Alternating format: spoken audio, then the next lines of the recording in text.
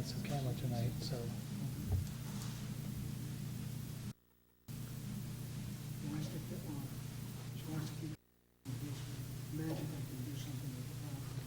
I want you to go back up and just stand like you're, you don't have to talk, but just stand behind the podium, okay?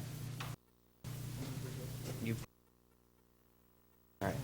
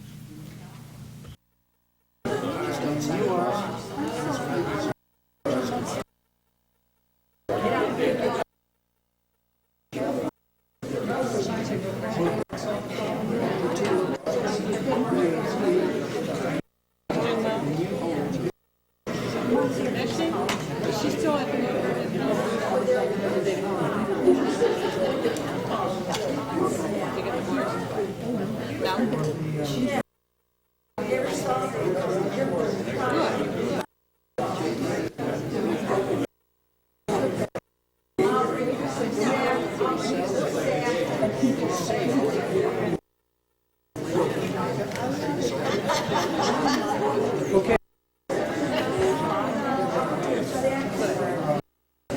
Okay, we're on. Welcome to the Munson Township notable ceremony for 2006. My name is Andy Bushman, Todd Ray, Pat Bear is our fiscal officer. We're here tonight to acknowledge Munson residents who have done something outstanding, deep, large and small, in their family life, their community, and their country. We do this through an event called the Munson Notables. With the help of Sophie Horvath, Judy Toth, and myself, we created the Munson Notables in 2003 to recognize outstanding residents in the community of Munson. Residents who are veterans in the community who have worked, volunteered, or supported community times of need. Residents went beyond the call of duty and saved a little portion of Munson way back when, just so you can enjoy Munson today.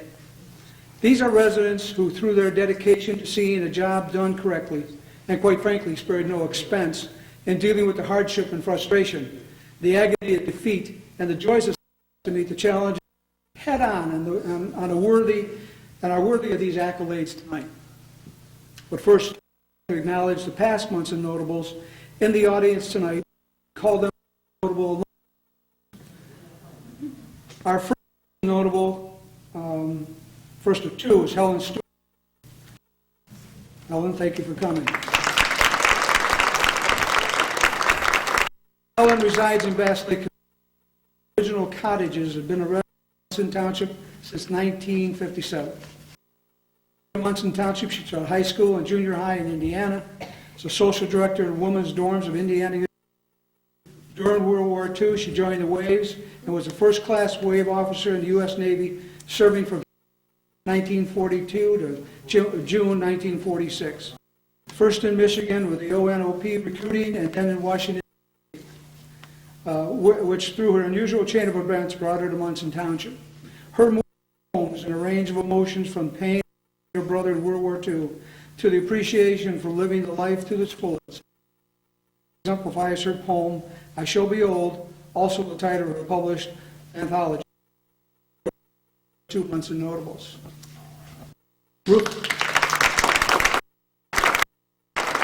Ruth Hawkins, one of our Munson Notables. Glad to see you here tonight. Was literally born in Munson Township, and the family farm and Road and was baptized in the mill run at Fowler's Mill. She and her husband, Robert, built their home on Bean Road on a portion of the family property.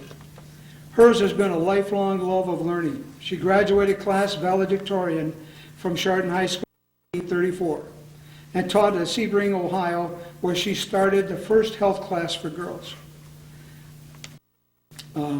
Volunteered activities included fundraising to build a hospital, deaconess and Sunday teacher, 4 Geauga County Fair Auxiliary, 12 years, and the Jog and Speak. Ruth's name appeared in the War Memorial, Maple Hill Cemetery, for service in the Red Cross during war. Through her life, Ruth has enjoyed participating in various sports, and at the age she discovered talent of running. At 55, she discovered a talent for running and coming in first several times for her age division at Maple Festival Sapron. Ruth Hawkins is our first of 2 Munson Notables. Our next Munson Notable is Roger Emmons. Roger, seated here in front. Roger Emmons held off annexation in Munson during his 20 years in Munson. He was the first Scoutmaster of 1991.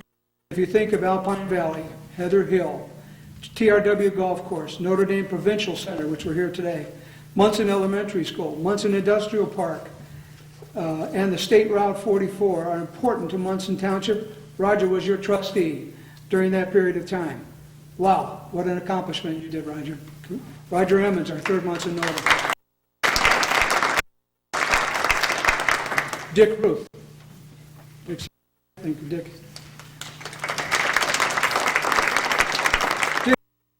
Remember, Dick was instrumental in securing Munson's zoning for the future. He worked on zoning resolutions, topographical maps, and zoning boundaries. Helped create the referendum for 5-acre plots in Munson.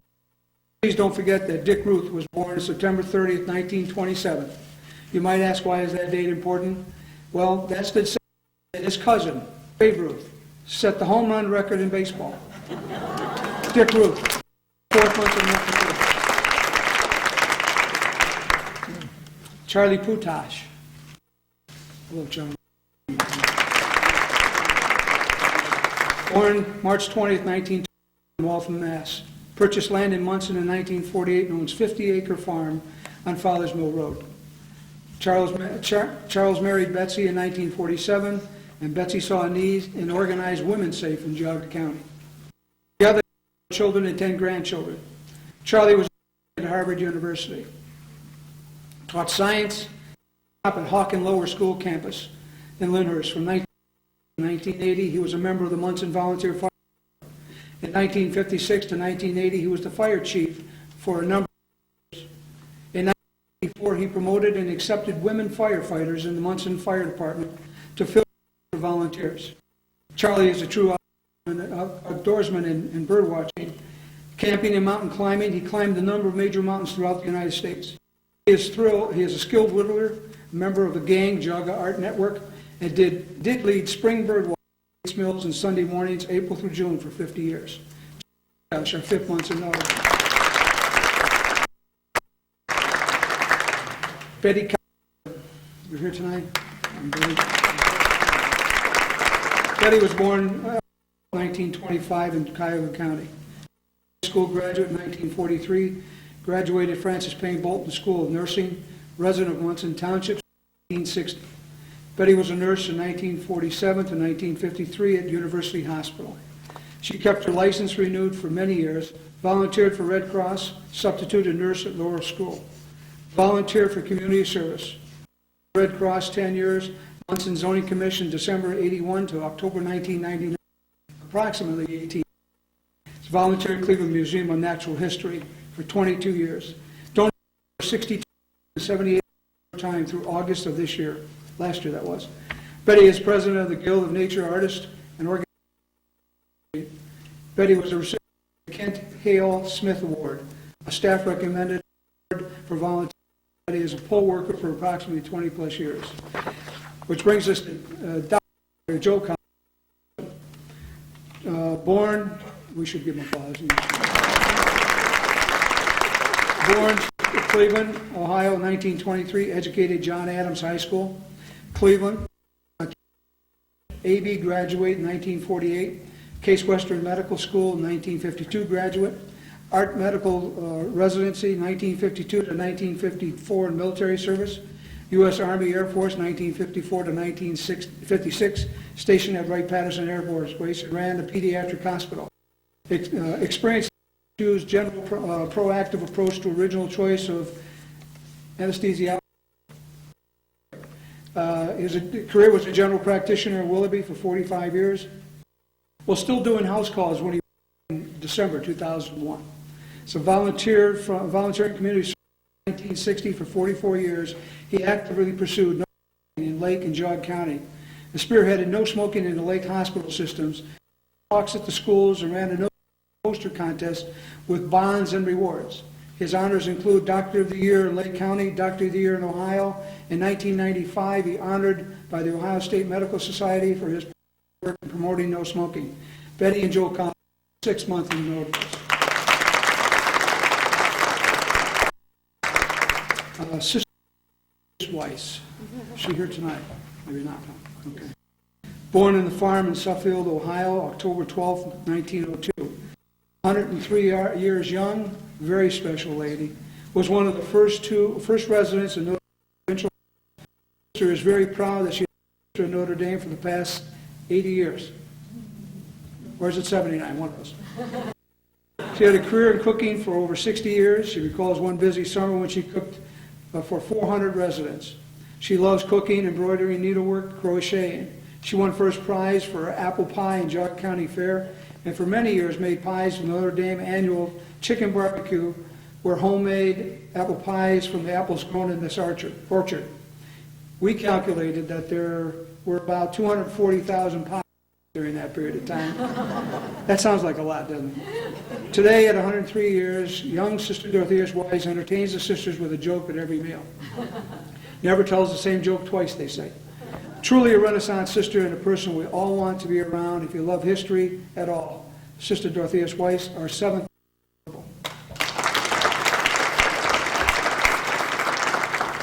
Sister Margaret Hess, who's not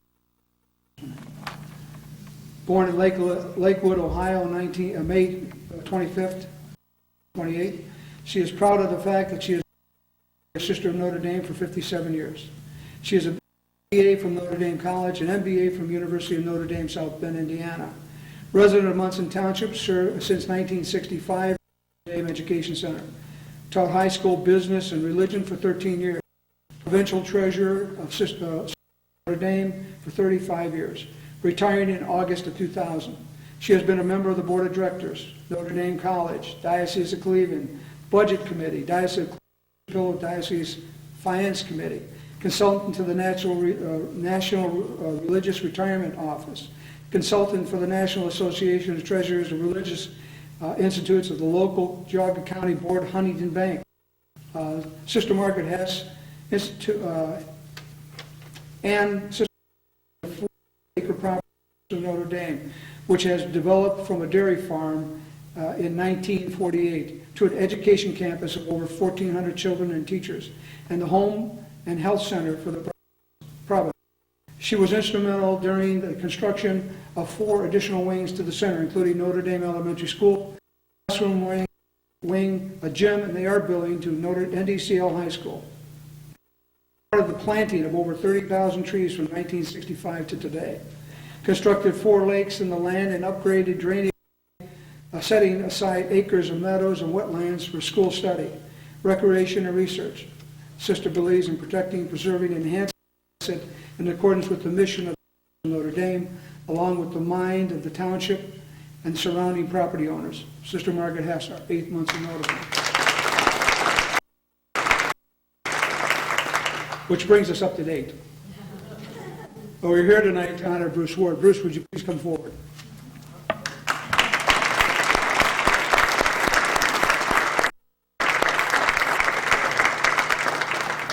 You're getting good at this, Frank. Not that good. Bruce was born in February 22nd, 1932 in Westlake, Ohio. His father was a song and dance man on the vaudeville circuit, and his mother was a stay-at-home mom. Bruce has an older sister. In 1950, Bruce graduated second in his class from Westlake School, where he was the president of the senior class, yearbook, and newsletter, and captain of the baseball team. He received the Ralph E. Seneff Award for Outstanding Senior. He was accepted to Ohio State University in 1950. In 1952, Bruce married Patricia, who had a blind date when he was a senior, and she was a junior at Westlake High. Scholarships and good old-fashioned work ethic provided a tuition for OSU. While at OSU, he played varsity golf, enrolled in the ROTC program, and graduated in 1954 with a degree in industrial management marketing.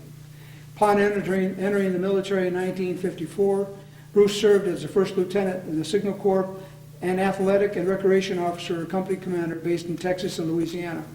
After serving 2 years, an honorable discharge brought Bruce and Patricia back. They moved to Munson in 1968. Bruce was employed by General Electric for 38 years, where he received 9 promotions as the manager of marketing, sales, and components, lighting division. As he was a fundraiser for GE Lighting Components. In his spare time, he wrote articles published by the American Field, Hunting, Dog, Cleveland Press, and other periodicals.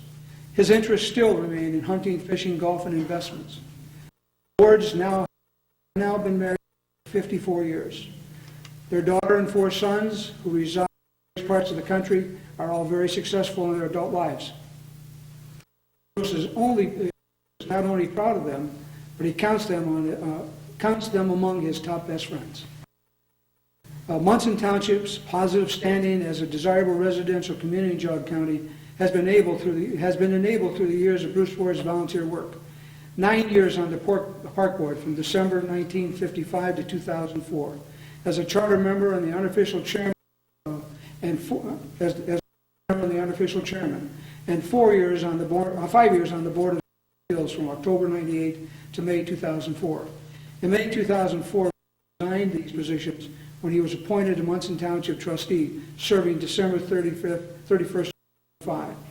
Bruce chose not to run for re-election, as he spent more time with his family. A leader in everything that he gets involved with. His father, who Bruce was very close to, had a favorite quote, which was, and I hope I'm quoting this right, "Lead the way, never follow." And Bruce really has done that throughout his career in community involvement.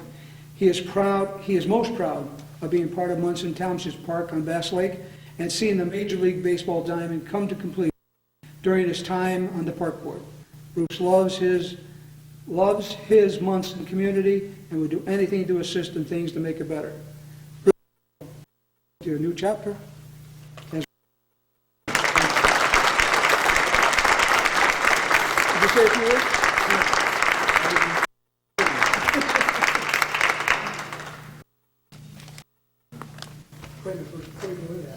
Forgot. Important thing. Yeah, that's what I came for. You came for this. This is which we call coveted clock award, which those who are alumni know that it's a coveted clock award. And it says notable resident Bruce A. Ward, honored May 2006, Munson County. Isn't that nice? In honor of you, since you were a trustee of Munson, that we are going to retire your nameplate. You get to keep it on the back. It's got Munson Township trustee, your date, Park and Recreation Board, and board.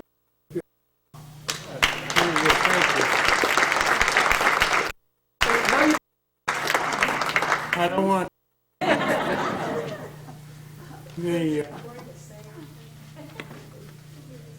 Yeah, let him say something. You can come up now. I'm almost embarrassed joining such an illustrious. I really mean that. As Frank gets the way to keep talking as only he can do, and listen to the accomplishments of those people. How many were there, Frank? There's 9 total. You're the 9. I'm the 9. I'm embarrassed to join such a group. I want to thank Frank and the Notable Committee for even considering me. I'm not sure that I deserve the award, but I do accept it with pride. Mary Samiti is, I was going to say old friend, but that's not fair. She's had a lot to do with my involvement in Munson Township. There was a time, maybe 12 years ago or so, she said, "Bruce, you know, we're gonna make a park. We're gonna build a park. Why don't you join and help us?" I thought that sounded like a good idea. I submitted a resume. The resume said, "Okay." And about 4 or 5 years, Mary lives next door. And she came over and she said, "You know, we have an opening on the BZA, and I know that you're suited for that." Okay. And then lo and behold, a number of years later, Mary went on to greater things, or was in the process of going on to greater things. And she said, you ought to consider filling in the trustees. I would like that. So I did. Anyway, you know, nobody can accomplish anything unless they're surrounded by terrific people. And I am surrounded by terrific people, and many of them are right in this room. I thank you. I thank the trustees. So,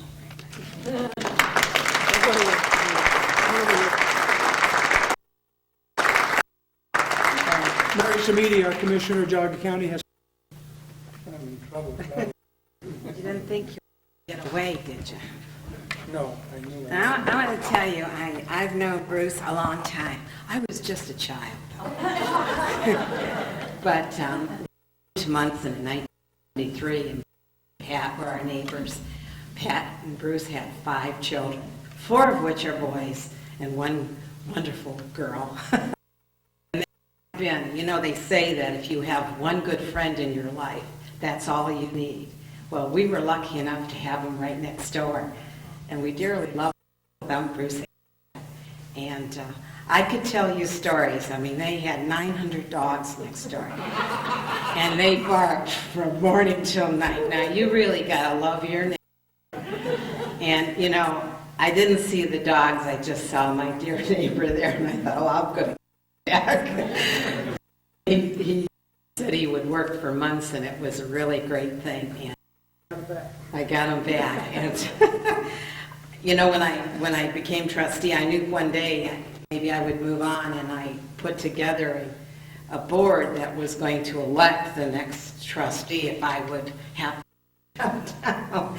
And Bruce and my dear neighbor across the street and my husband were on it. And I was hoping so much that they would choose Bruce. And they did.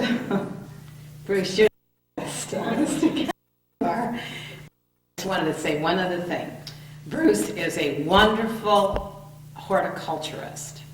He can make roses grow out of nothing. I mean, he used to work on our roses, and I know he worked on his son's, Keith's, roses, and I think I had the most beautiful roses. Well, Bruce, you're not my roses, and I think I lost 7 of them this year. I understand most of them are dead. They're all dead, but the ones he put in are still living. But you know, that just goes to show you that he did such a great job. And I can tell you that working with Frank Leah and Todd and Andy, probably one of the most rewarding things that anyone could have. I had that opportunity, and having Bruce for a neighbor, I knew that he would make a wonderful trustee, even though I dearly loved you, Handy. And I think we all benefited from Bruce's wisdom for years, and thank you so much. So on behalf of the Geauga County Commissioners, this resolution, and basically it says the same sort of things that we just talked about for Bruce, but I'm going to change it a letter. We're glad that Bruce this resolution because he makes good roses, he's a good friend, he had a wonderful family, he's got wonderful children. Mark, there's Keith, there's Todd, there's Barry, and Candy. Wonderful children, and the possible neighbor anyone could have, even though he had 900 dogs. Congratulations, this will be part of the permanent record of Geauga County. Congratulations.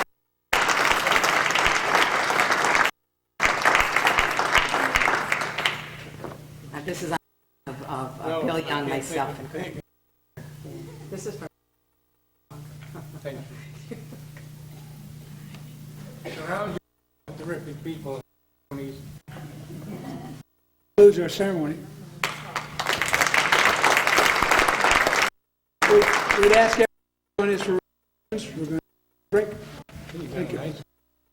No, you have a nice crowd.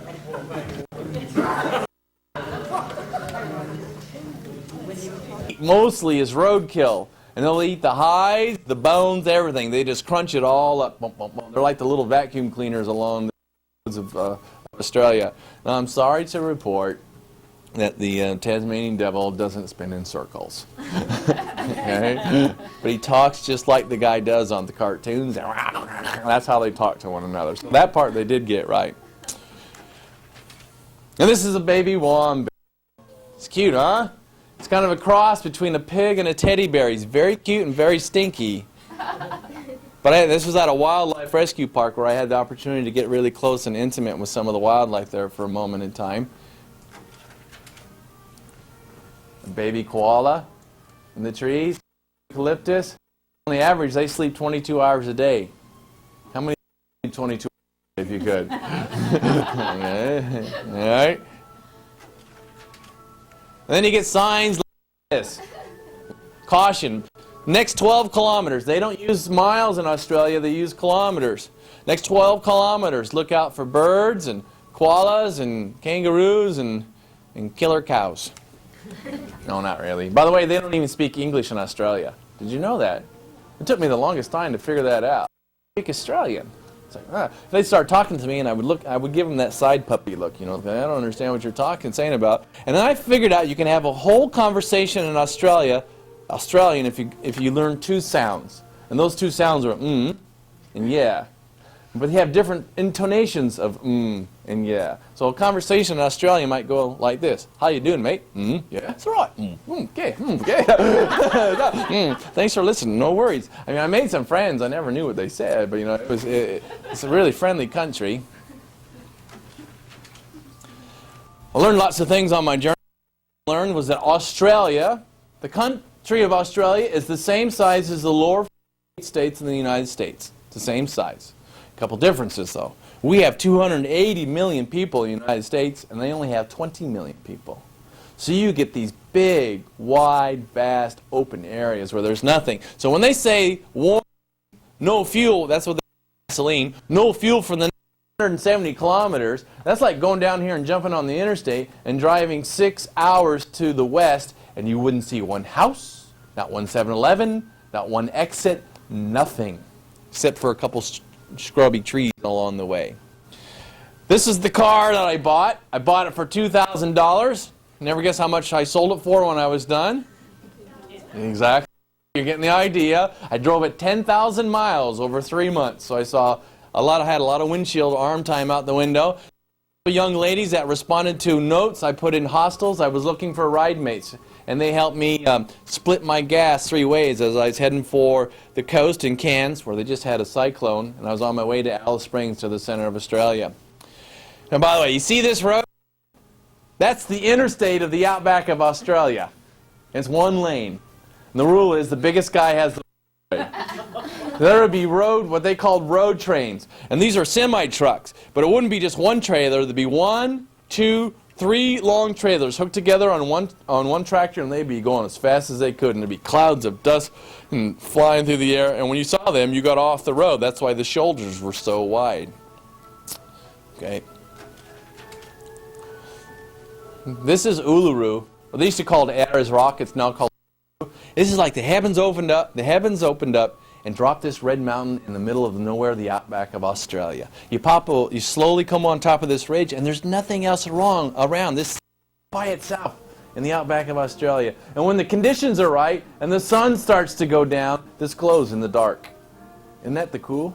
I just think that's so cool. Now this is sacred ground for the Aboriginal people. So they ask climb it. It'd be like me going into the Catholic Church and climbing up on the altar in the sanctuary. I mean, I just wouldn't do it.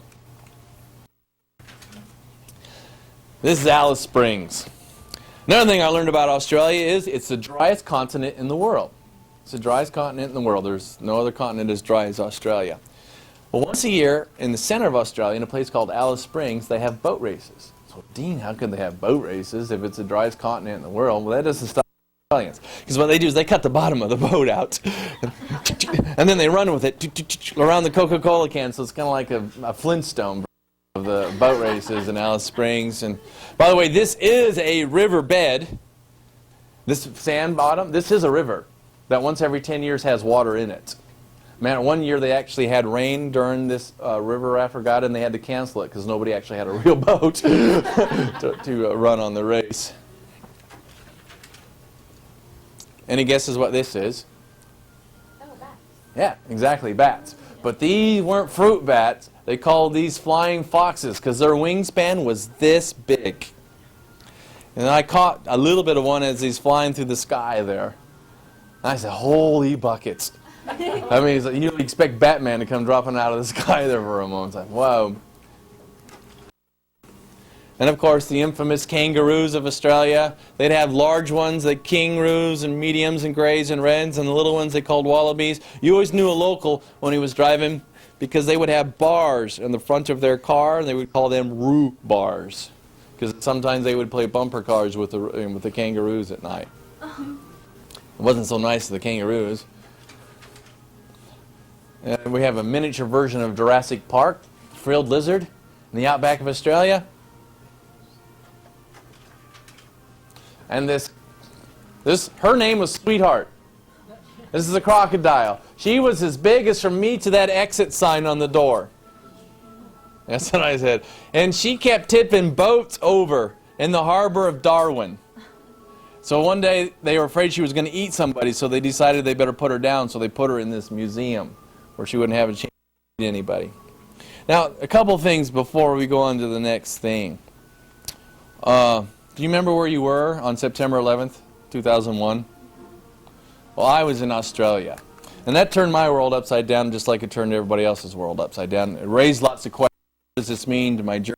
Do I keep going? Should I go home? You know, I'm in Australia. I'm a long ways from home. Is there anything I can do, or what should I do, etc.? And I would be walking down the streets of Cairns because I actually had just finished scuba diving on the Great Barrier Reef that day when this whole thing unfolded. And people would walk up to me because they'd hear me speak, and they'd go, "Oh, mate, are you from the United States?" And I go, "Well, yes, I am."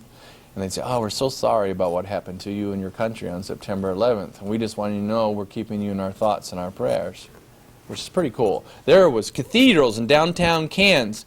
They were having prayer vigils for that whole moment in time, and they had so many people packed into this cathedral that they were spilling out into the grass along the outsides of the church. One of the reasons I tell you this is that we get the impression that we don't have lots of friends in the world, but that's actually not true. We have many, many friends in the world. It's just not sensational and it's not newsworthy. All the time someone took me by the hand to help me find the right hostel or to invite me into their home to have a cup of tea so they could meet someone from the very first time. It's not sensational, it's not newsworthy, but it's more the norm than it is the exception. Do you understand? That's why we have to be so careful about what we read in the news and see on, nothing against the TV, but watch what see on the news and television, because what happens is what makes the news is what? The bad news, right? And then that gets recycled over and over again. Pretty soon, I say that begins to skew our reality, and we become afraid of the world when we don't need to be. Because most of the world is like what I was experiencing in New Zealand. The rest of the journey is kind and inviting and generous and humble. So, remember in Alice Springs, I'm going to back up here for just a second before we launch into the next place. That boat races, one of the organizations that put on this boat race was the Volunteer Fire Department. And halfway through that day, they took their hats off. And it was also the Rotaries. If anybody's a Rotarian here, they were in there too. But the Volunteer Fire Department, they took their hats off and they passed their hat around to collect money for the firefighter families who'd lost loved ones in September 11th in New York. And they collected $10,000 just passing the hat around. And I'm of the opinion that's the kind of stuff that should be making the headlines and not necessarily the other things. So now I had to make a decision, because now my next stop is Indonesia. And all the news that was coming out of Indonesia was bad news. Because at this point, it was the United States was preparing to invade Afghanistan for retaliation of 9/11. And just to fill in a few blanks here, Indonesia is 80% Islamic country.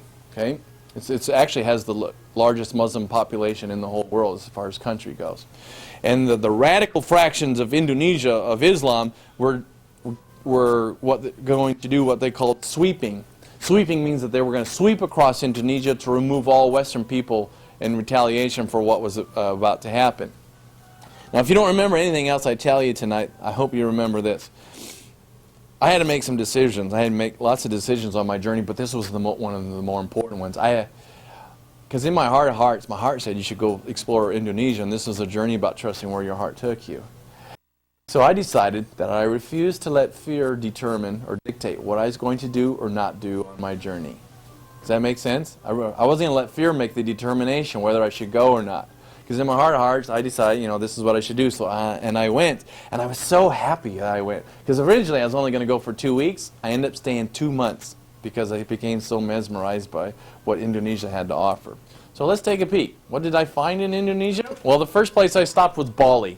And these are the mask of Bali.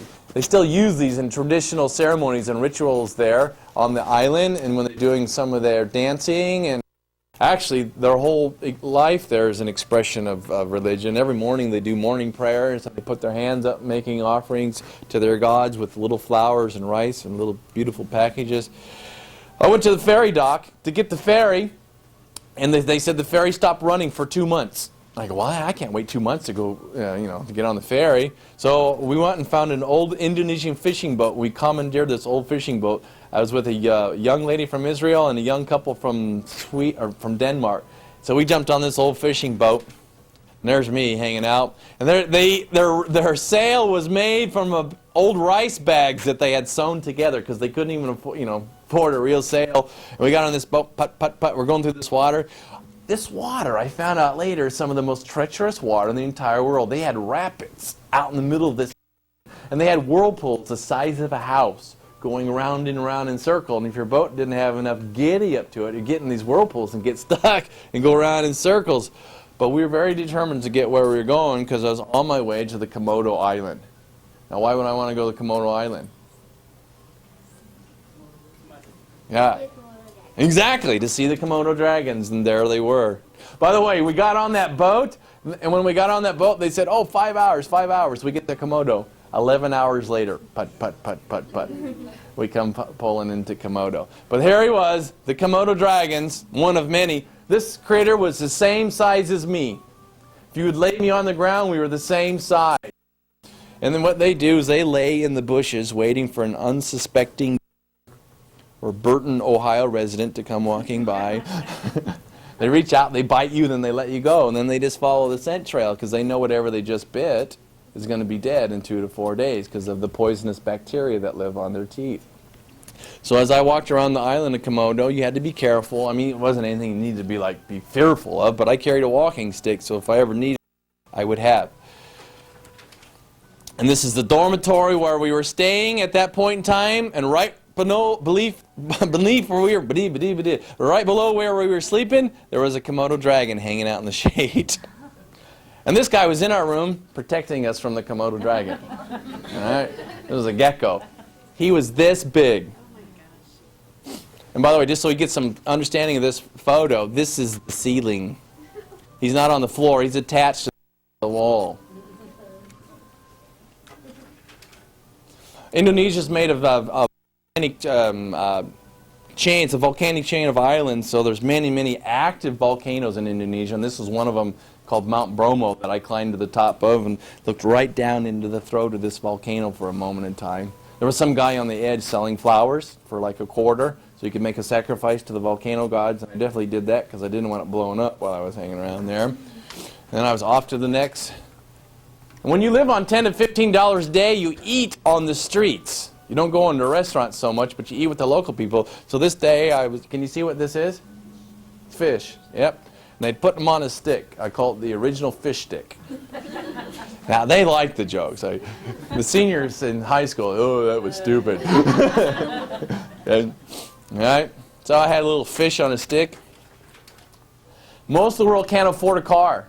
So they either travel by moped, or they travel, well, this is moped, or they travel by bus. And many, many, many times I would see a mother, a father, and 3 children on one moped, scooting down the road. And voila. Isn't that cool? The orangutans in the jungle. This is on the island of Sumatra that became world famous here about a year ago where the tsunami hit. But this is inland. I never got to the coast of Indonesia where the tsunami hit, but the Thailand coast where it hit.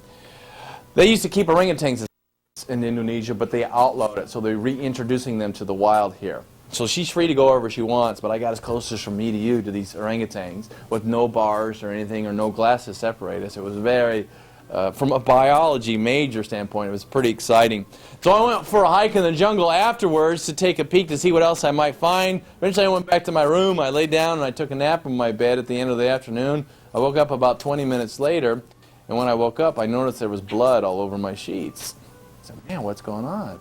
What I didn't realize is I was hiking through the jungle, leeches had attached themselves to my legs, and they filled up full of blood, and then they fell off. So then I picked them up and I flushed them down the toilet. What are you going to do with them? You're not going to step on them, you know. Okay, so now I'm getting ready to leave Indonesia.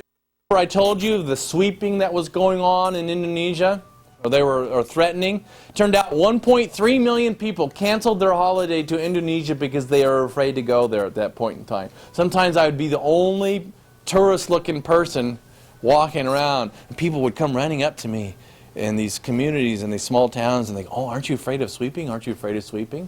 Instead of answering a question with a yes or no, I responded with a question. And my question back to them was, well, should I be? You tell me, should I be afraid of sweeping? And they go, oh, no, it's happening in the next village. Well, when I got to the next village, that repeated itself over and over again. What I began to realize was that it was all driven by word of mouth. It wasn't driven by any fact or reality. That's why we have to be so careful about what we see and what we read in the newspapers. So then I took off. I said goodbye to Indonesia, landed in Thailand. The official state religion in Thailand is Buddhism. So you go in Thailand, you see these young men, or men, old, young, and some really small, these orange robes that go from their shoulders all the way down to the floor. And once a month, on the full moon, they shave their head. And the reason why they do that is a sign of devotion, of letting go of things of the material world. Isn't that amazing? What a beautiful act of devotion. And this young man, he invited me into his monastery in the heart of Bangkok just so I could see what life was like in a Buddhist monastery. On occasion, I still get a postcard from him. So then I went all the way up to the border. This is the famous Mekong River, that we all learn about from the Vietnam War. This is where a lot of things happened on this river. I just crossed over. I'm now standing in Laos. Now I'm heading into Laos, and I said goodbye to Thailand. These are young Buddhist monks in the village in the countryside of Laos. Before I left, I got an ESL certificate, English as a second language, from Seattle University. Because if I didn't know if I was ever going to come back, I needed to be able to put food in my mouth and create a roof over my head, and that was one of the few things I knew I could do. But as I traveled, I would find these schools in the middle of the jungles. I'd walk up, I'd knock on their door and say, hey, I'm a teacher, do you want to use me?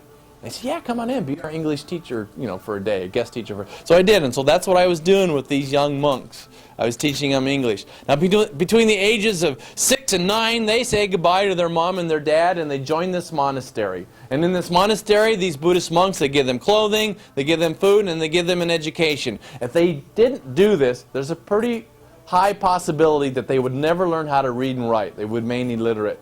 But they want an education so bad there that they're willing to say goodbye to those that they love. So they just have this one opportunity, because if they didn't do this, they know that this is their best chance to work themselves out of a bad situation.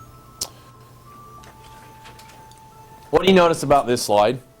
Something about the people. Yeah, well, interesting dress. What else? By the way, this is the Walmart of this village. Twice a week they come in and they put their produce like this and they sell their wares.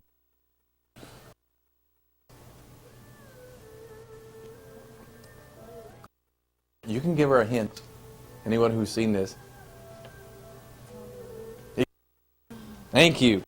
It's all women. And everywhere I was, all these markets in Southeast Asia, it was always women that were working really hard. And I kept asking myself, where are all the men? Well, this one day I went looking and I found them.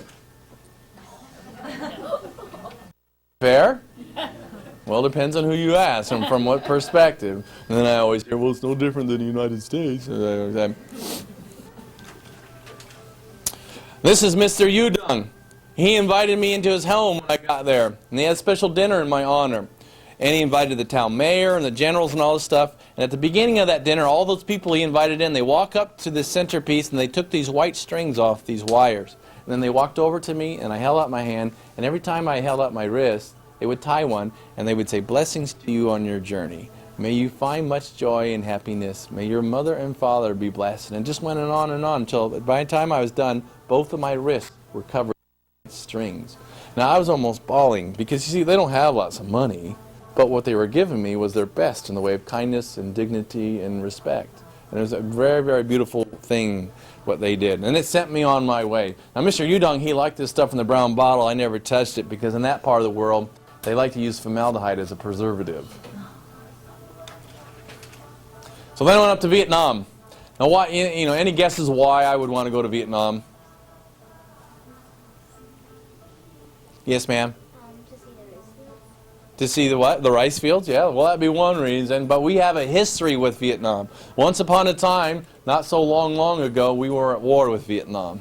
So I went to go see what their perspective of the Vietnam War was all about. And one of the first things that I learned in Vietnam is that they don't call it the Vietnam War.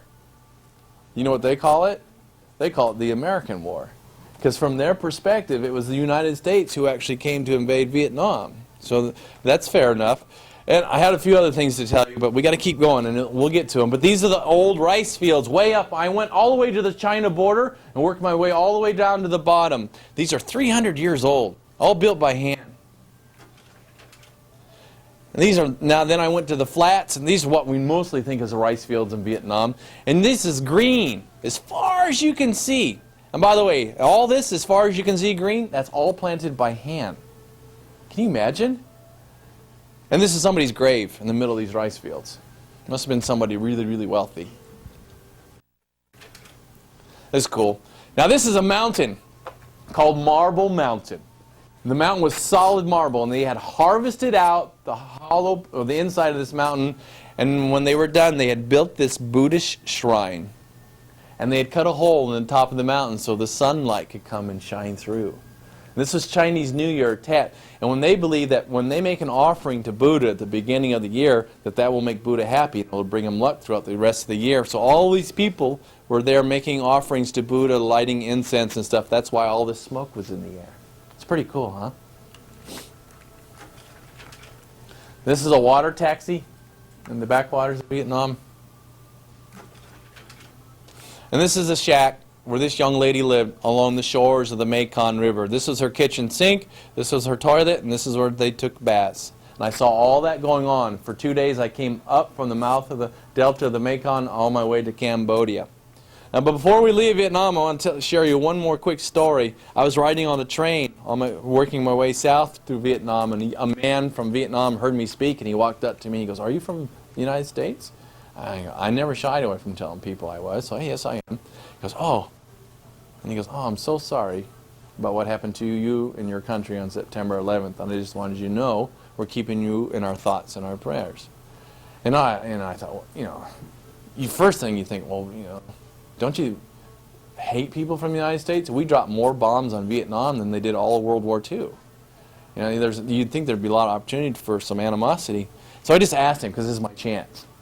And he paused for a second, and he goes, "You know, if we had to hate everybody we ever went to war with, we'd have to hate the Chinese, the French, the Cambodians, and on and on and on." He goes, "That was in the past, and this is now."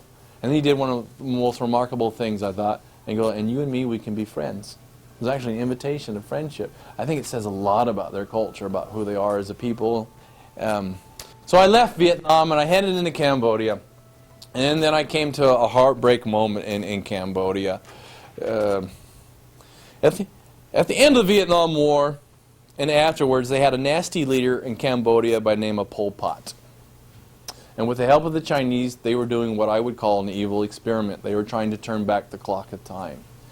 And they were trying to create this pure communist state. Pure communist mean like everybody had to work for the good of the whole. So anyone who had any kind of education was considered a threat, and they were ripped of all their material wealth, and they were told they were going to become farmers. So they gave them just a pair of pants, some shirts, a hat, a shovel or a hoe, and some sandals, and they put them into the fields to work. Now, how many of you know like children between the ages of 6 and 11? Okay, well, they put them on the edges of the field, and they gave them guns.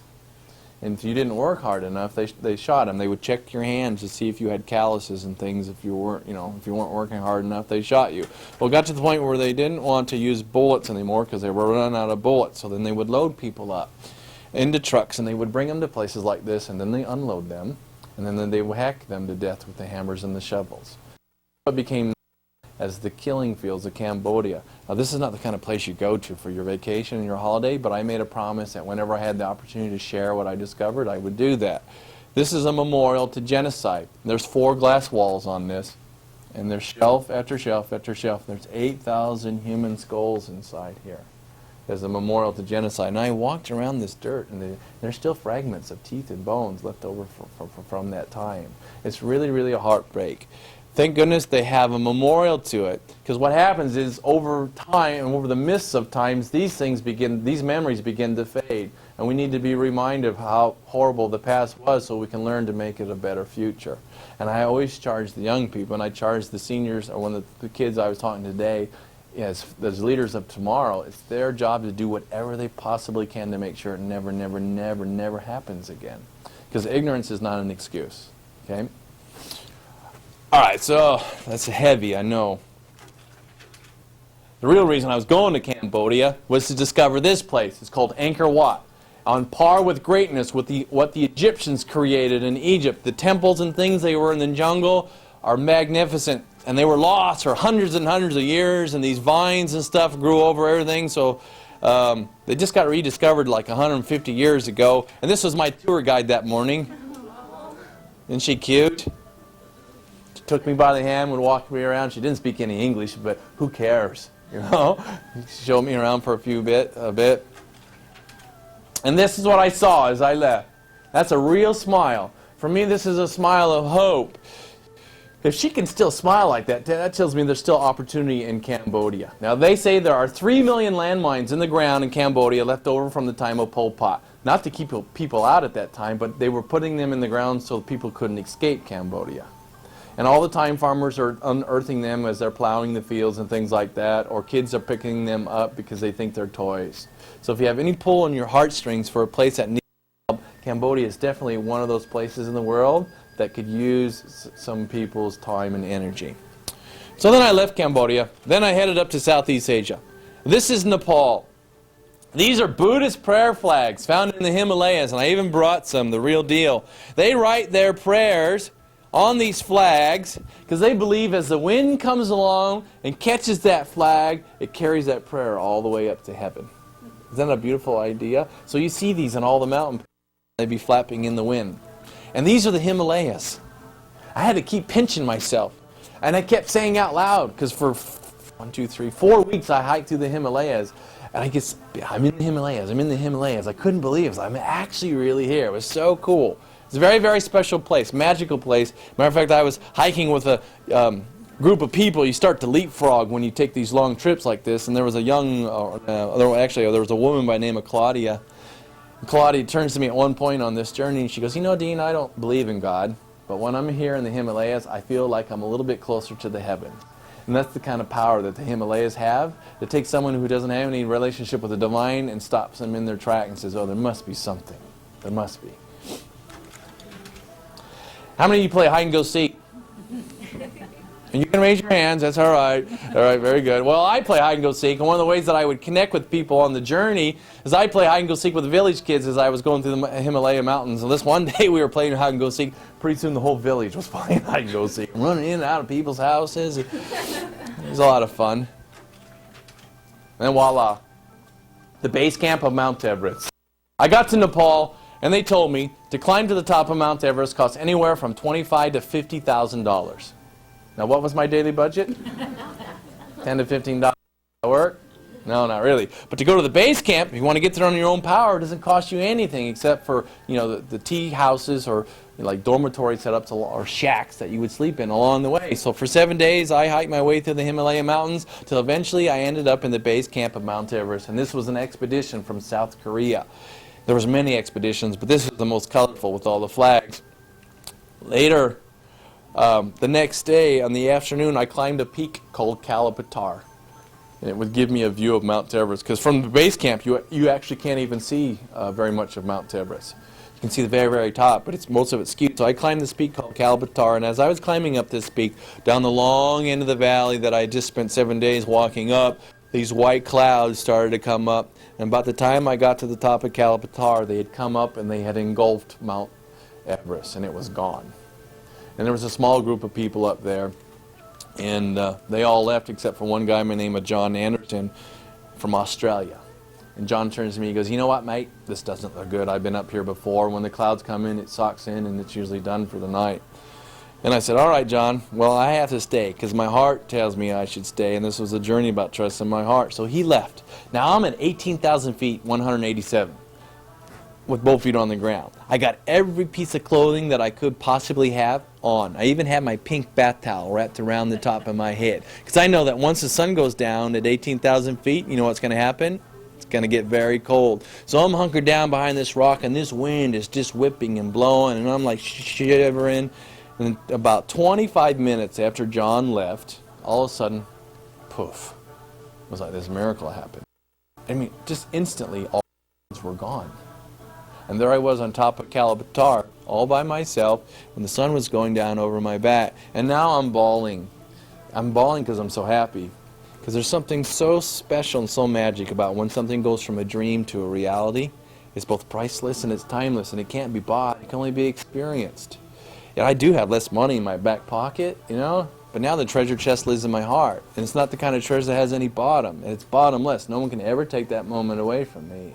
And part of the bounce in my step and the smile on my face is the internal joy that lives from taking a chance to maybe follow a dream for just a moment in time. That's why it's so important to have dreams, whether you're 5 or 95, because it's a belief in the day, today, and a faith in tomorrow. And this is what was unfolding in front of me. Isn't that beautiful? Sometimes the students call it the Golden Mountain. All right, let's go to India. How are we doing? Everybody okay? All right. One more song. So I landed in India. This is Varanasi. This is the Ganges River.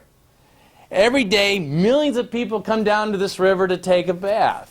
But for them, it's not only to take a physical bath, it's also a spiritual bath, because they believe it cleanses their soul. Because the Ganges is also a god for them that they call Mother Ganga. And then at night, I would walk along the edges here, and there would be fires burning on the edges, because they'd be cremating the bodies of the dead people. And then they take the ashes and they scatter them on the Ganges, because they believe that that then carries their spirit to the next location in the Hindu religion. And then they drink this water and they bathe in it and all kinds of stuff. I did take my bath in the Ganges, but I did it way up where the glacier melts, because if there was any soul cleansing going on, I wasn't going to miss out on that opportunity. But it was a very brief bath where the glacier melts. Isn't that beautiful, though? So I saw these two beautiful women when I was walking around this place, the Taj Mahal. The queen said to the king, "Build me a building that's worthy of the beauty I am to bury me when I die." So he had this built for her, and she's buried in the basement. And he's laying right next to her. Yeah, that's a hard one to live up to for a guy. By the way, the guy who designed this, right when he was done, they cut off his hand so he would never build another one. Nice bonus, huh? By the way, can you kind of see these things here? Those are people, just to give you some sense of how big this is. Then I would go on roads like this. From here to Cleveland, 35 miles. I'd take a road like this. It would take me 8 hours. And I'd be in the bus, and I would be, of course, next to the window so I could see things. And I would look out the window and stick my head out, and I'd look at the bottom of the ravine sometimes when we go around the bends, and I would see frames of buses and trucks fare so well that had gone before me. But I had angels like this watching over me on this 2-day bus ride. When we say, I forget that people don't understand that these bus rides are 12 to 16 hours long, 2 days back to back. Anyway, watching over me to get me way up high. I go all the way to the mountains of northern India, and I spent 14 days walking through these mountains. And you see this little village here in the center here? The closest road to where we were at this point in time was a 3-day walk. That's how the closest road was 3 days away. They had no electricity or anything like that. And this is how they say hello. In Nepal and in northern India, they put their hands together and then they say namaste. This is such a beautiful way to say hello because translated it means I honor the God within you. Isn't that beautiful? Namaste. So the moment you would come by, they put their hands together, namaste. And this was my guide. He spoke one word of English. English, hi. That was it. So for 14 days, I called him my pony man. I followed him down, and he led me all the way. The white one was mine. I didn't ever ride on it. I put some of my stuff that was in my backpack in it. I had this pride thing about being able, to do it. I crossed 10 mountain passes that were over 10,000 feet high. Up, down, up, down. I lost a lot of weight. At the end of this journey, once again, I found another school.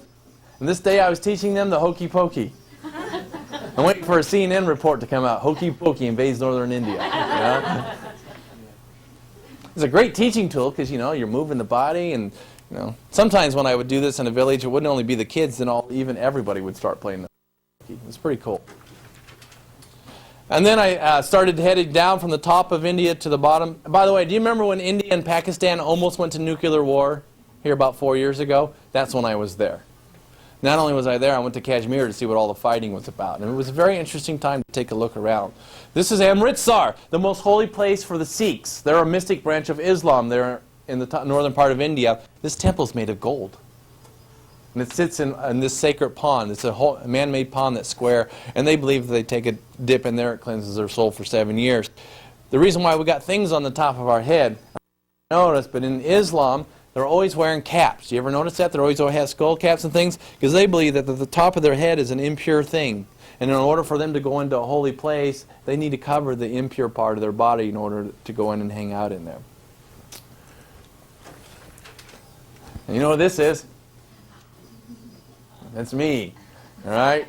And it's my chance to have long hair. I was always in the corporate world all this time and everything was perfect and everything. Well, when you're traveling, nobody cares. They don't care what you look like. What they care is how do you treat one another? Do you treat each other with dignity and kindness and respect? So this is my chance to see what long hair is. So I did it. And then I started growing this little beard thing. And they started calling me Jesus. I was like, forget that. I don't want that responsibility. So I shaved that off. And then if anyone's ever had long hair knows it's a real hassle to take care of, especially when you hike through the mountains for 2 to 3 weeks and you only get 30-second baths in glacier water. You're not spending a lot of time shampooing your hair and that kind of stuff. So eventually I said, I just cut it all off. I got bored with it. Then my twin brother came to see me. Right? So I left India after 4... Pardon me? No, I didn't eat him. I was in Dubai when I took this shot because I had a layover in Dubai. They were in the news lately because they're all the ports deal and kind of stuff. I spent a week just looking around Dubai on my way to Istanbul, Turkey, up to Turkey. So where I really was going was here, Turkey. I landed in Istanbul. This is the Blue Mosque. A mosque is like a church for the Muslim faith. This thing is so large, you could put a football field inside of it. There's no chairs, there's no benches or anything. All the rugs, they face towards Mecca. And then I went to eastern Turkey because I found out there's a mountain there, this one right here called Mount Ararat. And according to legend and Bible, Mount Ararat, this is where Noah's Ark landed. I thought, well, score, this would be a great way to become famous, find Noah's Ark. So I went there and I got as high as a snow line and I went looking and I didn't find it and then I had to leave. By the way, at the end when we're done, I'm going to tell you a story because it's a funny story. I got robbed here at gunpoint, but it's actually really funny. But as I left, I took my ice axe and I scratched in a rock because I didn't find Noah's Ark and I took my ice axe. I didn't tell you this one. I scratched in the rock. Noah was here. And then I left Turkey after a month and I entered Syria. And as I was entering Syria, the border crossing, this was the first person I met. Oh, I fell in love. She was so cute. This is a taxi in the deserts of Palmyra in Syria. That's me being an Arab. Does that work? Lawrence of Arabia, I'm not. Okay, but okay. How many of you know Indiana Jones? Yeah, cool. Well, that's not a movie set. It's a real place in Jordan called Petra. And where these tombs, they carved them right out of the walls of the canyon. And can you see this guy here in white with a white shirt down at the bottom? That's a person to give you some perspective of how big this is. It's a far-out place. I spent 4 days there. At the end, the last day there, I rented a donkey, and I was the last person to leave the park with a young guy by the name of Andy from Australia, and we were singing. Not singing, we were humming or whatever you can do. Because we go through these canyons, sometimes they get as narrow as from me to the exit door there. And it'd be 100 yards straight up. That was very defensible. That's why it made it so interesting. But we'd be riding these donkeys through these canyons, and we'd be singing dun dun dun dun dun dun dun. That's as close to Indiana Jones as I'm ever going to get. But then after a few weeks in Jordan, I landed in Israel. I couldn't take it. I could not go to Israel and take a trip to the Holy Land if I'm going around the world. So I went to Jerusalem. This is the Dome on the Rock. These are a couple of Orthodox Jews. He's a little box. Inside that box, there are scriptures of the Torah, and in this particular sect, they believe they wear that on their head because they say that helps keep their mind on God.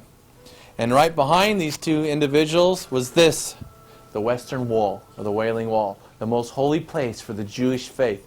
They write prayers on little pieces of paper, and they stand in front of it, and they pray with kind of a action. But they write prayers on little pieces of paper. They stick them in the cracks because they believe it's a direct line to God. It's a very beautiful expression of faith. And yes, I did write a prayer, and I stuck it in the crack for a moment in time. By the way, all the men were on one side, and there was a little wall or fence right there, and on the other side was all women. They separated the men from the women. And this is in Bethlehem. What happened there? Exactly, the birthplace of Jesus. This marks the birthplace of Christ in Bethlehem in the Palestinian territories. I sat there all by myself for a half an hour. Normally there's a 2 to 3 hour wait just to get a 30-second moment in here. But no one was going there when I was there because everybody's afraid. My Lutheran pastors from Nebraska would have loved that opportunity, But so I bring a little bit of that back with me to share with them. And then remember I told you about the Dead Sea? He's just laying right on top of the water. He's not moving his arms or his legs. I even saw one person reading the newspaper, sitting on top of the water. Now I can tell you, I don't know how to swim, but I wasn't going to miss the opportunity to float for the very first time in my life. So I watched in the water. But I can tell you, if you have any scratch on your body whatsoever, you instantly know it when you go into the Dead Sea because it's so salty.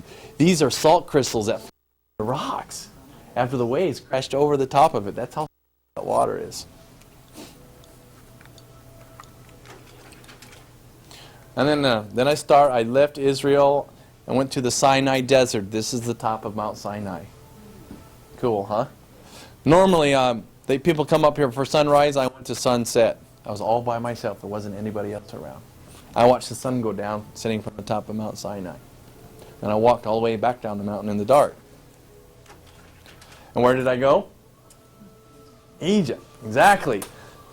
The Sphinx and the pyramids, these are 4,000 years old. And I climbed inside this pyramid, I walked down the dark alleyway. Eventually it comes to a room about half the size of this library, and in this corner of this room, empty stone room, there's a stone box that used to have a lid in it. So I walked over and I went to this stone box, I climbed inside, and I laid in the very spot where they laid their Pharaoh 4,000 years ago. Now, I never said I was normal. Okay? But there's something so magic about when you can feel the hardness of a stone that was made 4,000 years ago. Or to be on the Nile River here and reach down and you can feel how cold and wet and how clear the water is on the Nile. Things we learn about as kids in the Bible or in school. All of a sudden they're alive, they're real places, they're not just ideas. For 5 days, 4 nights I sailed on one of these feluccas down the Nile. And this is actually where I was when I ate camel. We got off at one point, went to a camel market, like a meat market, and we bought camel, and we had camel stew.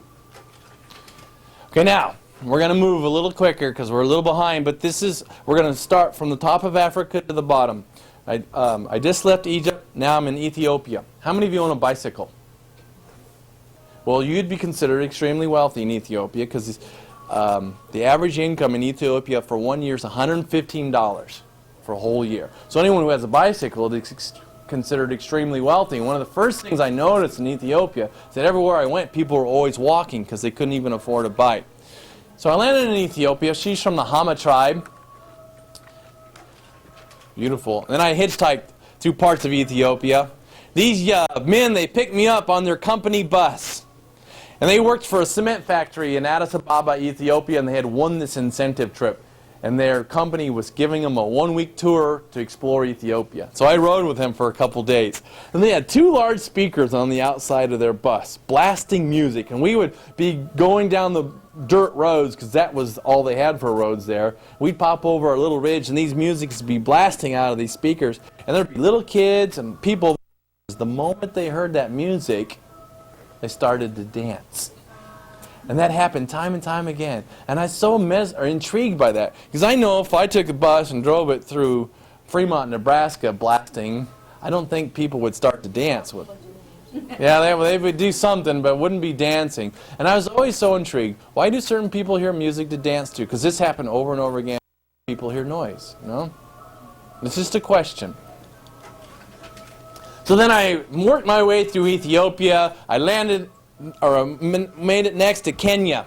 These are the Maasai. Anytime you see any photos with someone dressed in red like that, that's of the Maasai tribe. And that culture is not dictated by borders. They're in Kenya and Tanzania and other parts, that whole central part of Africa.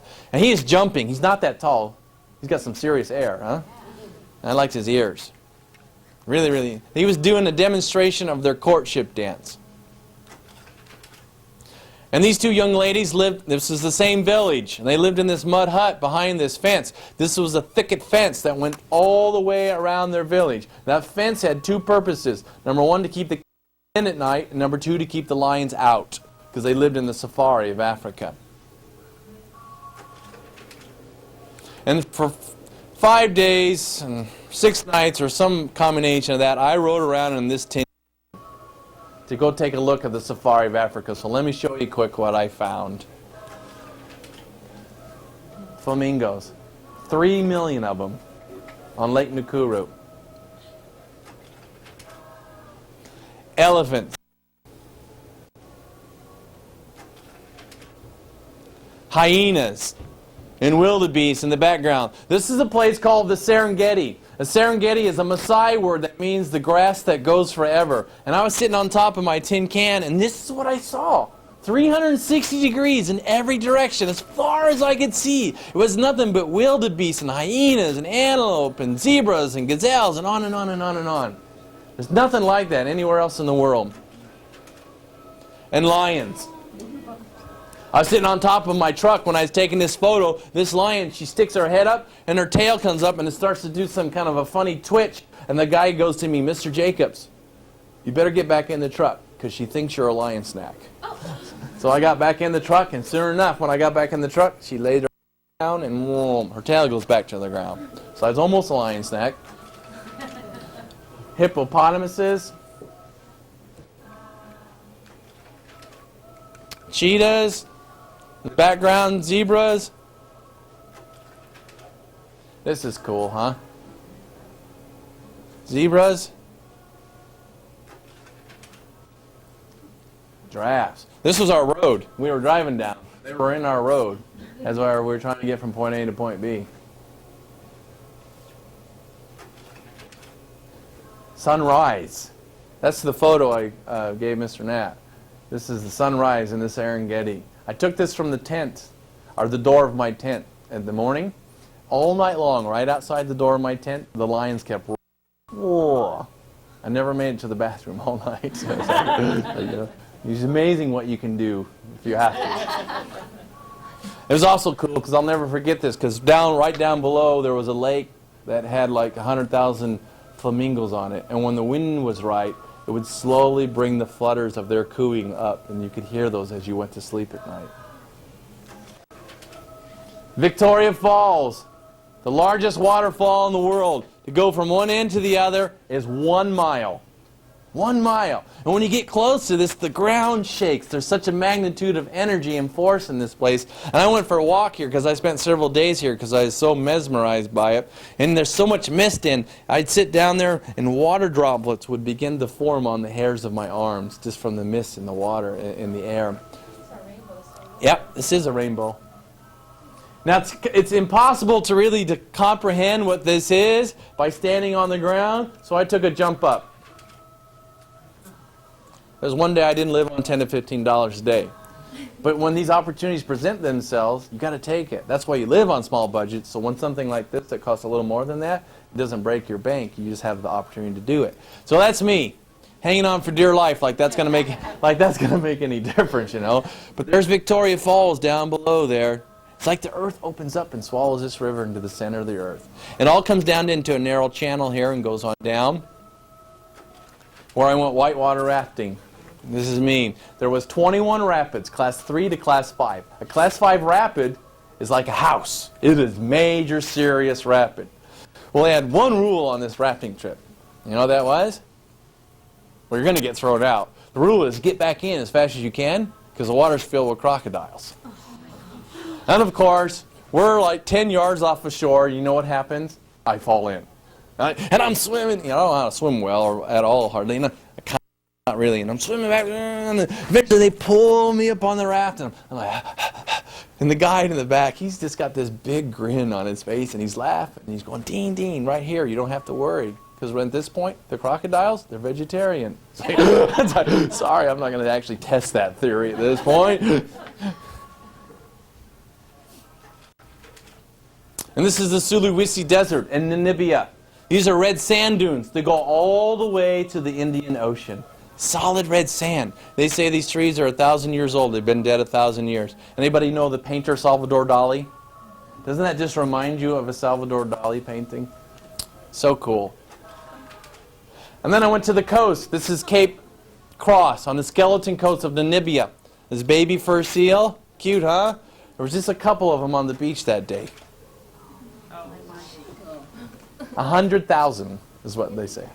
A little stinky, but really cool. And the brown ones are the mothers, and the black ones were the babies. And then voila, I made it to South Africa. This is in Cape Town, South Africa. One of the greatest joys I had on my journey was a chance to meet young kids or people. And let me tell you, kids in Cape Town are just like children in Ethiopia, India, Nepal, New Zealand, Australia, Burton, Ohio. They're ornery, they're funny, they're engaging, they're curious. And one of the greatest joys I had was to spend time and play with children, hide and go seek, hokey pokey. And part of the joy that they shared with me is part of what lives in my heart. And that's what I get to come back and share with you at this point in time. Unfortunately, certain places in Africa have some real problems. They have a 40 to 50% infection rate of HIV. This young man who's 14, yes, he does have HIV. No, he's not required to wear this, but it's an awareness campaign. They can start to deal with some of the denial of what's going down in Africa. And then voila, penguins. We normally don't think of penguins in Africa, but the next stop south from there is Antarctica. So the water's actually pretty cold in South Africa. And that's me with the penguins. And Mr. Knapp, before I die, one day I'm going back, I'm going to rent myself a black tuxedo with long tails. And I get my picture taken because I think that would be the best Christmas card of all time. So look for that in the mail one day, okay? And this is me. I'm on top of a mountain called Lion's Head. This is Cape Town, South Africa, down below. This is the Indian Ocean. And I was sitting there in a moment of prayer and gratitude. When I went to Africa, I was afraid. By the time I left, my heart broke because I fell in love with the kindness and the generosity of the people. The beauty and the magnitude and the splendor of the nature really is second to none. It's a really, really very, very, very special place. So I was taking a moment to say thanks. And now things are about to change. Would you change my music? I hopped up to Europe to see some friends. Voila. Ooh la la, the Eiffel Tower. That's all you get of Europe, because this was a journey about exploring unfamiliar places, and I've been to Europe before. I stopped at Ground Zero on my way home. to say, pay tribute to those who'd lost their lives on September 11th. I said a prayer. This is a billboard on the edge. There's many of these educational billboards there. What's happened is these have been turned into shrines where people have started writing prayers and notes on them. And then this guy, realizing he has a sad face is because every now and then the journey has to come to an end before another new journey can begin. So can we turn on the lights for a few moments? And I'll give you a chance to ask me whatever question you'd like.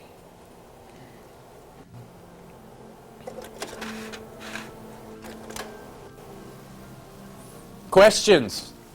Yes, ma'am. Oh, I got robbed. You want to hear that story? Okay. Well, you can shut the fan off on that now, so I don't have to compete with that. Thank you. Thank you. You did a great job.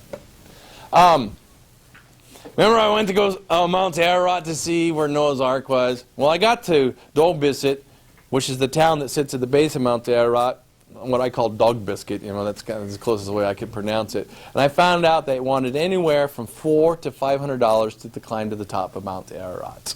Okay? And what was my daily budget? $10 to $15. Does that work? No. So, but I was sharing a room with a young man from Israel at that point in time. And next door to us was a young couple from the Czech Republic. And we got together and we made a plan. And we got somebody to sneak us past the checkpoint. So we jumped in this Jeep and he sneaks us past the checkpoint and we make a plan. He's going to pick us up in 2.5 days. So we say goodbye and we say we'll meet him back there. So we take off and we start climbing high up on Mount Ararat. We make our tents and we go to sleep. 5:30 the next morning, the zipper slowly comes open on my tent and in comes poking a 12-gauge shotgun.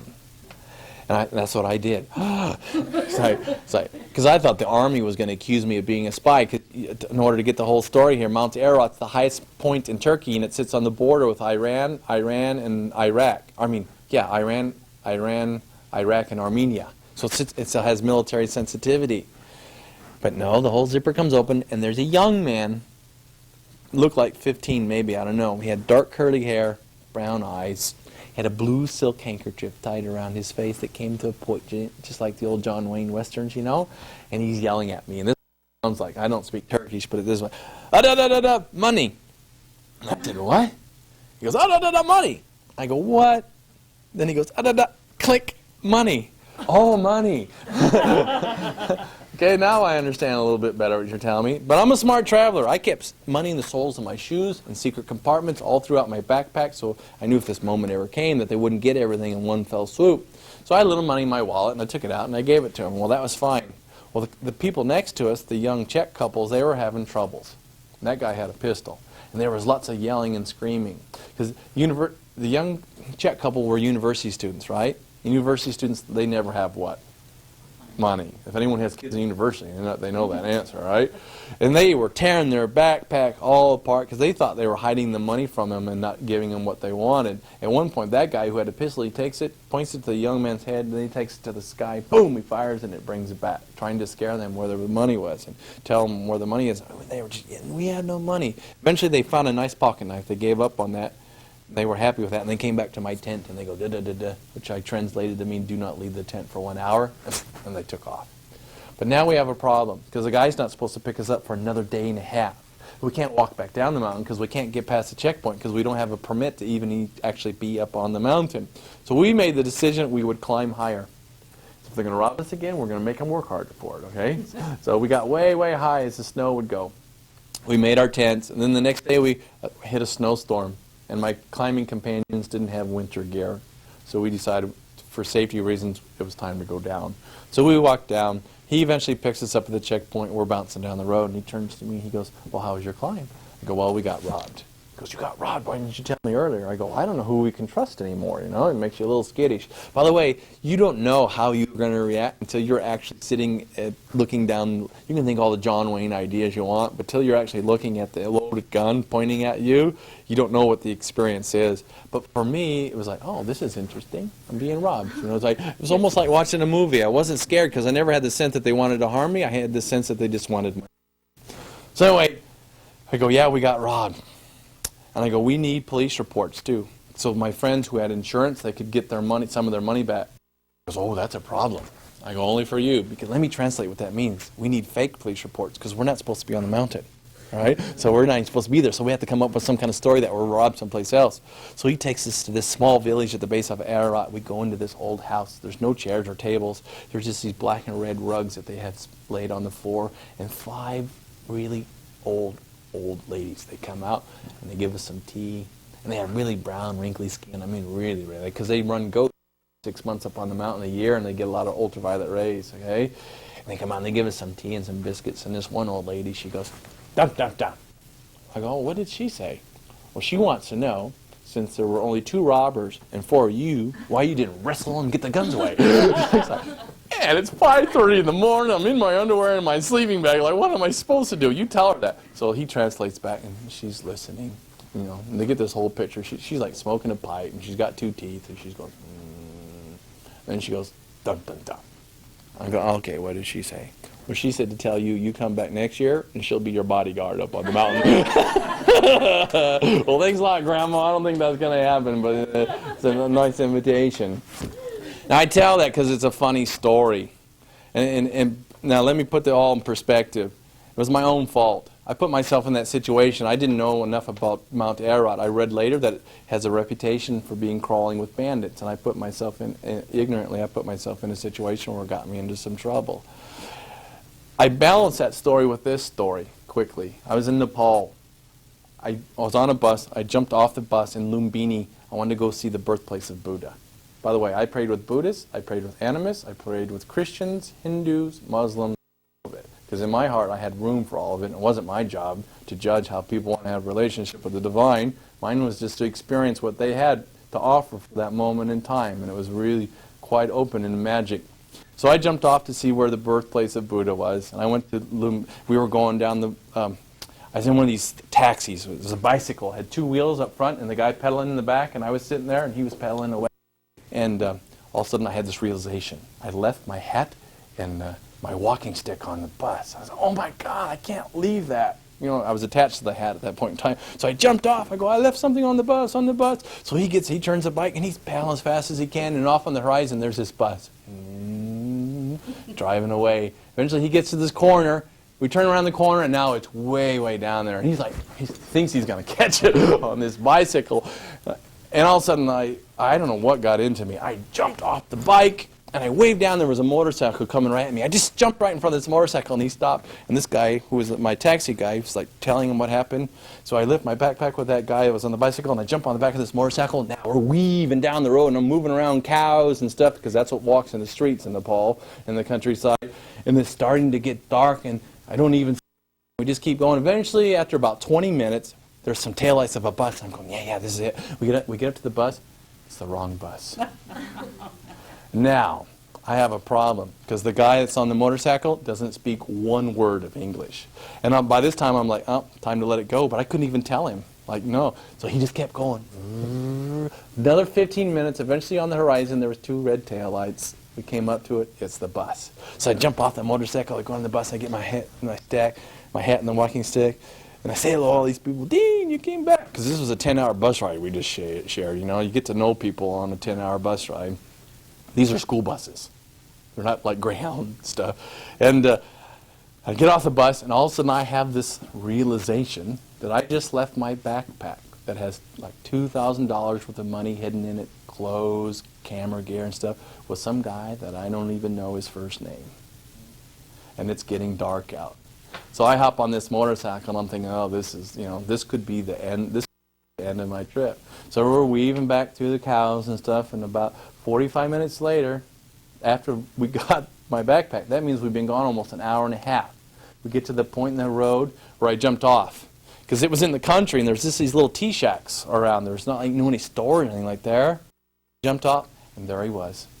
Been waiting almost 2 hours for me to return so he could give me my backpack to me so we could go find a place to stay. Now, see, that's more the norm than it is the exception. Does that make the news? Nah. You know, it's not sensational.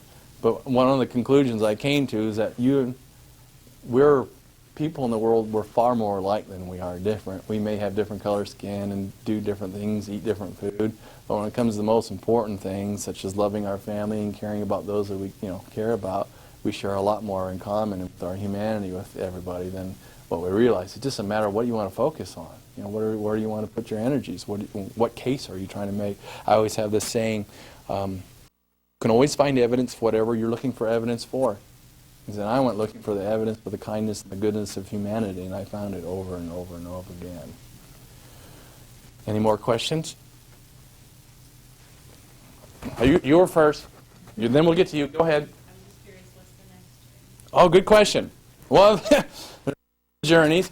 There's a different. This was 2001 to 2003, April to May, and then in 2004 I went again for 5 months to Central and South America with my girlfriend, whom I met in Cairo, Egypt. Our first date was a sailboat ride on the Nile River at night.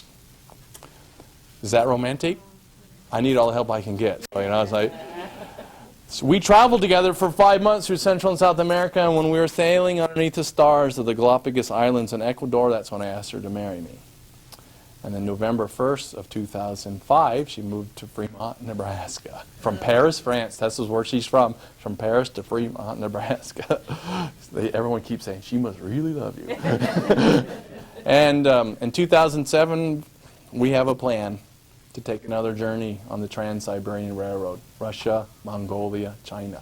Not 2 weeks, like 4 months or something like that. So I'll quit my job, start it all over again, start another, as I call it, another chapter in my life to see what magic might show up. Now, when I went through Central and South America, because I got to know, I mean, when I first came back, all the newspapers were doing stories, because it was something out of the ordinary to do something like this. And I built a relationship with the paper, and when I went through Central and South America, I wrote a weekly column. So then they traveled with me. So I'm going to expand that. And my dream is I keep traveling, I write, I keep doing talks. I keep bringing back what I discovered. And nothing brings me much more fulfillment than to seeds in young minds and young hearts the values of having dreams and discovering the world. I mean, you should have seen your students today. They were all over it. Nothing makes me more happy. I mean, I wish I could do it for free. I can't, because that's how I feel about it. But it's such a magical thing to share with them. You can see the lights come on in their eyes. It's just something clicks. And sometimes they even come back for more after hearing it again and again. Okay, your question? You look very healthy, but did you ever get sick in areas?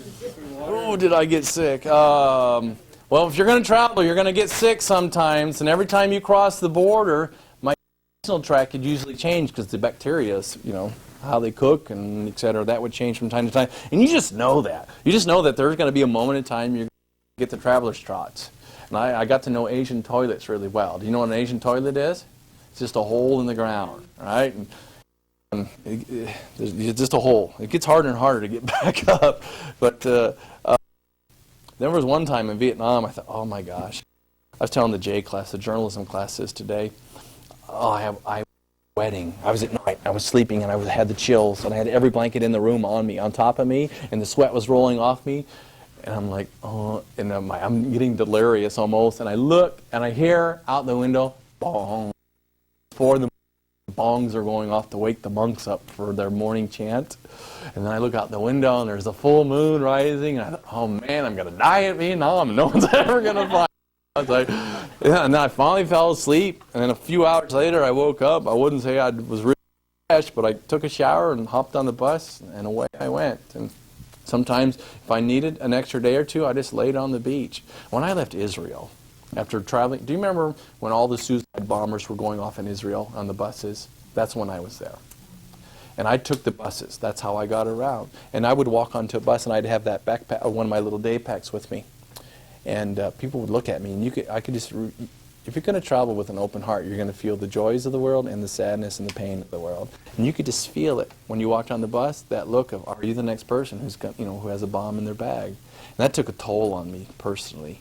And when I got to Sinai on the Red Sea, I laid on the beach for days, just because I was exhausted of what I just experienced. And then, you get sick, and you go to the pharmacist, and you tell him what you have, and you give him $3, and something that would cost you $50 here, in a few days you were cured, and away you went. You never even went to the doctor. No reason, because the pharmacist, that nobody can afford to go to the doctor in third world countries, so they just go to the pharmacist, and he tells you what you need. Central and South America got really sick. It got so sick I had to come home. It got to the point where I didn't eat or drink for a week when I got to Ecuador. And I had an IV in my arm, and I go, this ain't fun anymore. And so I just, I don't have to do this. It's just something that I'm drawn to do, and there'll be another time to finish the rest of that part of the journey. I got hit when I was driving a motorcycle once. That put me down for a few days. I was in Kathmandu. In Nepal, the problems with the Maoists and the strikes and stuff. They had called one of their strikes at one day, and everything shuts down, so there's nothing to do. So I went and rented a motorcycle. I thought, well, I'm going to go look around. A taxi came around the corner and hit me in a 100cc motorcycle, and they had these chrome pipes out front to protect me. We smashed into the ground, and your knee, you check to see your reflexes. That's what went into that pipe. So I couldn't walk hard. They picked me up. It's a big crowd of people comes around. They pick me up and they carry me to the hospital, which is a block away. And I've seen better veterinary hospitals than this. And all these ideas keep going through my mind of these stories that I read about. It doesn't matter whose fault it is. Whoever has money has to pay for it and all this kind of stuff. So I was being really amiable and say, it was an accident. And all the police came. And then the police chief came, and they're just having a conversation with this taxi driver, and they're arguing a little bit. And then the police chief comes to me and he goes, can I give his license back? I go, yeah, it was just an accident, And no one even asked me what happened. And then when the bill came for the emergency room, he just took it and he handed it right to the taxi guy, and he was mad. He didn't think he should have to pay, but they treated me really, really, really, really well. So I picked the bike back up, eventually put some dust on the scratches, and took it back to the place and said, I changed my mind today. Left it there. I stayed in the bed for the next 4 days. I couldn't walk. Couldn't walk until eventually that got better. And my next stop was Indiana. I thought, well, I better get healed up a little bit before I experience that. Any other questions? Did I miss my mom or my dad or I missed red Twizzlers. I did. On occasion, my brother would send me a care package because, my film, I took slide film. It wasn't digital. So I had to have my brother send me film. And then I'd get 15 to 20 rolls. I would roll them up, and then I would ship them home through DHL. I'd say a prayer, and then I'd send them home. Never lost one roll of film. And every now and then when he'd send me some film, he'd send me a package of red Twizzlers. Because you can't get them anywhere else except for here. Well, the last thing I want to share with you is this. It's a quote. It's my gift to you. It goes like this. Initially, we travel to lose ourselves, and next we travel to find ourselves. We travel to open our hearts and our minds to learn more about the world newspapers will accommodate. We travel, in essence, to become young fools again, to slow time down, get taken in and fall in love once more. The first great joy of travel is simply the luxury of leaving all my beliefs and certainties at home and seeing everything I knew in a different light and from a crooked angle. Abroad is a place where we stay up late, follow impulse, and find ourselves as wide open as when we are in love. Traveling is a way to reverse time to a small extent and make a day last a year. And traveling is an easy way of surrounding ourselves, as in childhood, with what we cannot understand. Now, Pico Iyer, he's a travel writer. He penned those. Let me repeat that last sentence if I could. Traveling is an easy way of surrounding ourselves, as in childhood, with what we cannot understand. See, I'm of the opinion that from time to time it's good to surround yourself with things you don't understand, because it's in moments like that things such as ignorance and arrogance has a chance to melt away. And our better qualities, what it means to be human, such as compassion and understanding and love, has a chance to flourish. So it's my wish and my hope and my dream and my prayer and my desire that our time together and the stories and the book and the photos take us just a small step in that direction. Finally, a young lady wrote me in a letter here a few weeks back that heard me come talk. And in the middle of this letter, she wrote, I never knew dreams came true until you came. And I'm here to remind you that it doesn't matter whether you're 5 or 95, dreams have the possibility to come true if you're willing to let go of a few things and be true to your heart within yourself. Okay, so my wish to you is that all those kinds of dreams have a chance for you. Okay, thank you very, very, very much.